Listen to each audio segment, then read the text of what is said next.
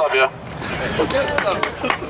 Alright, so I'm speaking to you not as a member of the IWW. Like, before anything else, I'm speaking to you as someone that's lived in Providence, has gone through Providence Public Schools, and is like, just like the rest of you, affected by a whole bunch of issues.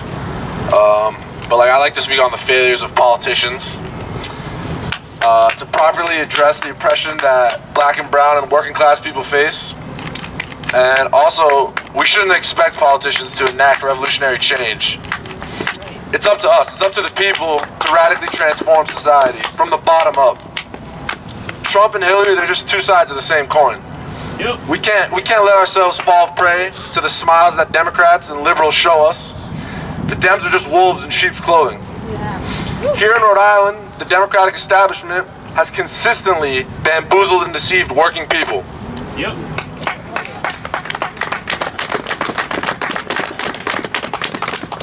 Not anymore. We must utilize collective and direct action to create the change we seek. Funneling our energies to Capitol Hill and the ballot box is useless. Yep. Long-term organization is needed to make concrete change, but be wary of those who work to sacrifice the people's power to politicians and reactionaries. Woo! There are multiple elements that make up the class struggle, and for me, the class struggle consists of the battle against white supremacy, against homophobia, transphobia, and patriarchy as well as all other forms of oppression. Before anything, however, a social revolution is needed. We need to change the way we think and the way we view the world. The ruling class has divided us with artificial views of race and nationalism. We must fight racism with solidarity. A working class united in struggle is the most potent weapon we can use to utilize against the capitalist class. Mind you, none of this will come easy.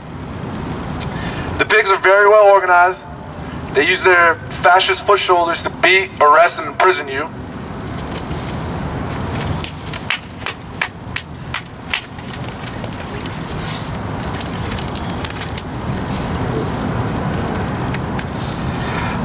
And the government is just an instrument of oppression itself. When it comes to protecting the interests of the ruling class, they have billions laying around. But look all around you. Our schools are in disarray. Bus fares are on the rise for the elderly and disabled right here in Providence. Healthcare costs and universities stick their hands in your pockets, robbing you for the meager wages this horrific economy offers you. And not to mention, they're polluting the water and polluting the air and the very air we breathe and the water we drink. Rhode Island spends more money on prisons than higher education. That's where the priorities of your beloved politicians are. URI, RIC, CCRI all plan to raise tuition coming soon in lieu of this free tuition plan, but my response is that it's not enough. Total debt forgiveness and free college is our objective. Yep. May I remind you that our struggle is international. Just look at the people in Mexico right now, rising up against the gasolinazo, or the students in South Africa, diligently battling against a grossly corrupt government. We must do all we can to resist against the white supremacist power structure and join our comrades across the globe in this battle. But we can't... Yeah, my handwriting is really bad. But we're not going to trust the Raimondos or the Alorzas anymore. Hell no! Fuck that. Fuck that!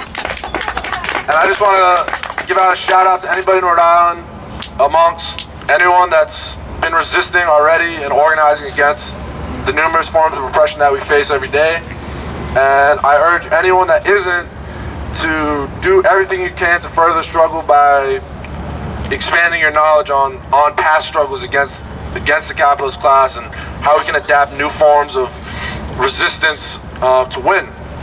And I just want to end by saying that we can't let this energy fizzle out, and we have to channel it into building structures to resist not only racist police terror, but all forms of oppression and exploitation. Thank you. Yeah.